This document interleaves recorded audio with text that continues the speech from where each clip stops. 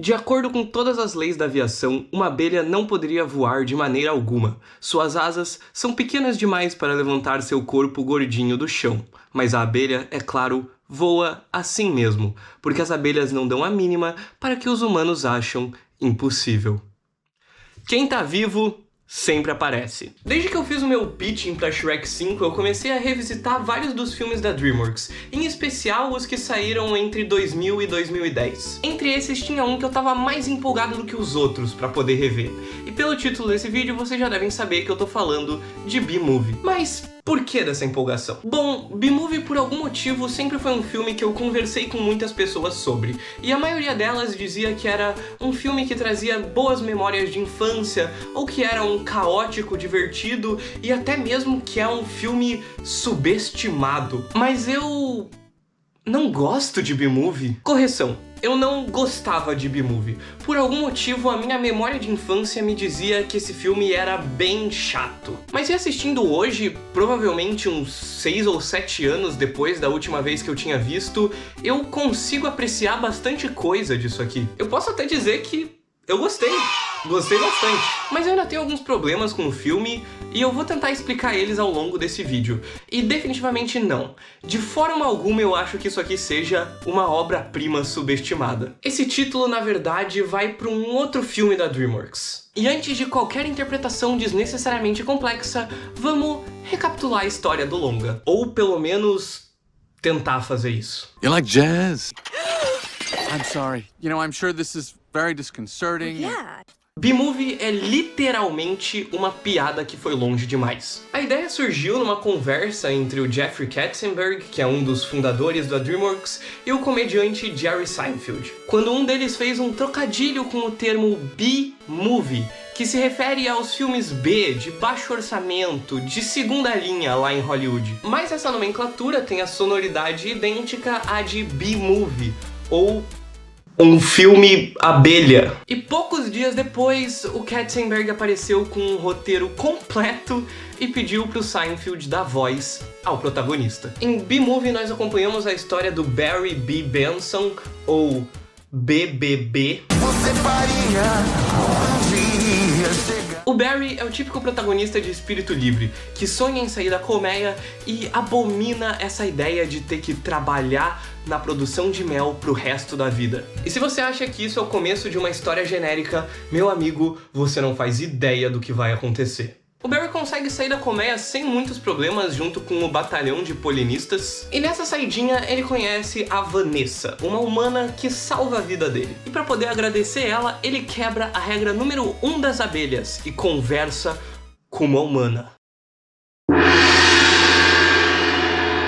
Os dois conversam bastante e ficam até próximos, ao ponto do Barry convidar ela para um segundo encontro. E claro, como todo mundo já estava esperando, durante esse segundo encontro, o Barry descobre que os seres humanos estão usando os mel das abelhas, então ele decide investigar, o que leva ele para uma fazenda, onde eles criam colmeias falsas para forçar as abelhas a trabalharem para eles, o que faz com que ele decida juntar um time para processar toda a raça humana pelo uso indevido do mel, e também o cantor Sting, porque o nome dele significa ferrão.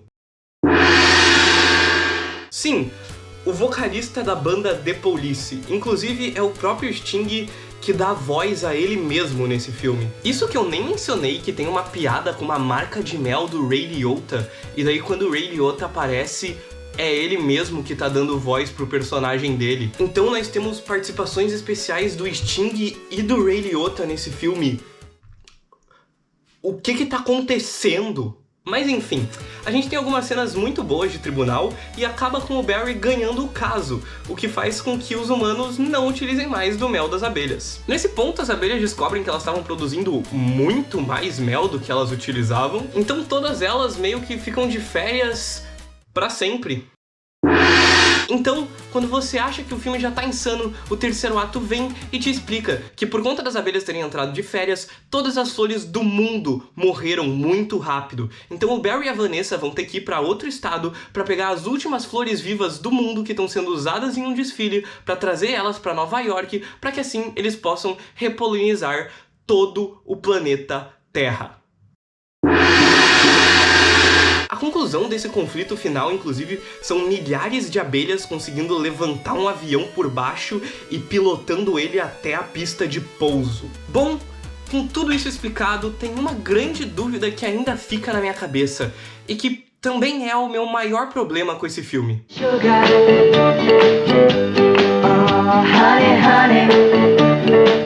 B-Movie foi lançado em 2007, e nessa época a DreamWorks tinha uma certa constância nos seus filmes. Shrek é uma subversão perfeita dos contos de fadas, Megamente é uma subversão primorosa de filmes de herói, e por pior que Shark Tale seja, ele ainda tá tentando subverter os filmes de máfia. Agora, o que B-Movie tá tentando subverter? O meu primeiro instinto foi responder filme de tribunal, mas o tribunal só é apresentado com 30 minutos de filme e nos 60 esse plot inteiro já acabou. Então o meu próximo pensamento foi, deve ser uma subversão de filmes de desastre, como 2012 ou Impacto Profundo, mas não Armagedon, tá? Armagedon é muito diferente de todos os outros filmes de desastre, inclusive é um filme muito subestimado. Eu pensei nisso pelo clímax do filme ser o mundo acabando por conta das abelhas não estarem mais distribuindo o pólen, mas meio que todo esse plot final só é apresentado nos últimos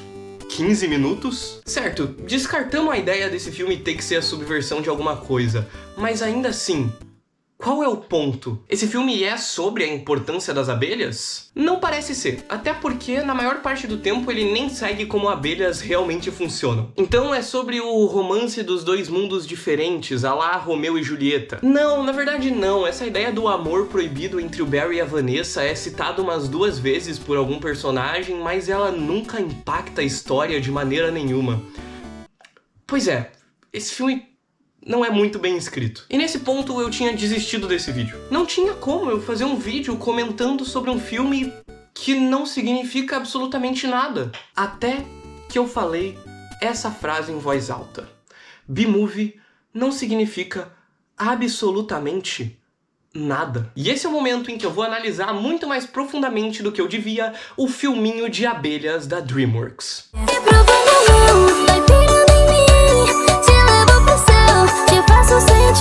Na década de 1910 surgiu o movimento dadaísta. Um movimento artístico que é basicamente aquilo que o seu pai vai olhar e dizer: nossa, realmente, qualquer coisa é arte hoje em dia. Um movimento que bota mictórios e bananas ao lado de grandes obras de arte muito bem trabalhadas. Mas tem um certo ponto nisso que faz eu gostar muito desse movimento. Dadaísmo é um movimento irônico. Ele é uma sátira do quanto as pessoas gostam de endeusar grandes trabalhos artísticos sem muito motivo. Por exemplo, você sabe por que a Mona Lisa é tão valorizada assim? Ah, sim, porque a técnica de pinceladas é algo muito complexo. E a feição da mulher, sem muitas reações, traz esse certo sentimento de apatia. É porque ela foi roubada mais de uma vez. E hoje, mais de um século depois da sua criação, o movimento dadaísta ganha proporções gigantescas dentro da internet por meio dos chamados shitposts. Ou, se você for da geração alfa, os brainrot. Trallallero trallallà, porco Dio e porco Allah. Ero con il mio fottuto figlio merdardo a giocare a Fortnite. O surgimento do shitpost na internet vem do excesso de ironia. Você pega personagens já conhecidos de obras da cultura pop que tenham algum traço que possa ser zoado de alguma maneira, como a fanbase estranha do Sonic ou o humor excessivamente básico de Family Guy.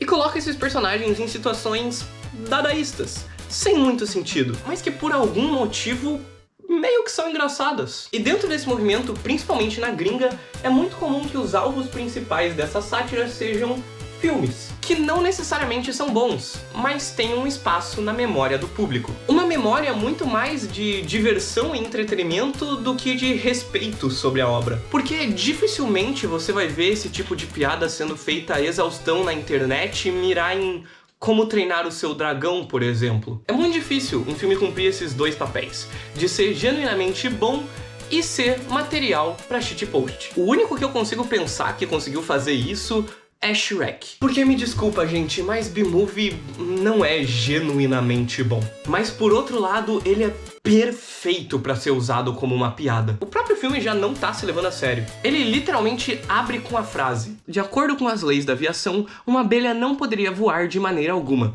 Suas asas são pequenas demais para levantar seu corpo gordinho do chão. Mas a abelha, é claro, voa assim mesmo, porque as abelhas não dão a mínima para o que os humanos acham impossível. Essa frase é só mentira. Todo o argumento desse filme é baseado em fatos sobre abelhas que não são fatos. Abelhas não se comportam desse jeito. E isso por si só já deixou bem claro pra mim o que eu tinha que esperar desse filme. Eu acho que B-Movie é um filme que envelheceu muito bem, mas se a ideia é ele ser um filme infantil, ele falhou. Porque criança nenhuma, nem hoje em dia, nem em 2007, ia saber quem é o Sting e o Ray Liotta. E apesar do que eu falei aqui hoje, eu não acho que esse filme seja um grande estudo do dadaísmo em Hollywood. Eu acho que ele é só uma piada que foi longe demais mesmo. Mas pra mim já é uma surpresa esse filme não ser um desastre completo igual o Shark Tale. Eles têm um timing cômico realmente bom e a história ficar cada vez mais absurda ajuda bastante nesse aspecto. E olhando os lançamentos recentes da DreamWorks, por melhor que eles sejam, e eles realmente são muito bons, parece que a gente nunca mais vai ter um filme como B-Movie. Um filme completamente despretensioso e com o tipo de humor mais absurdo que você consegue pensar pra um filme infantil. What's this?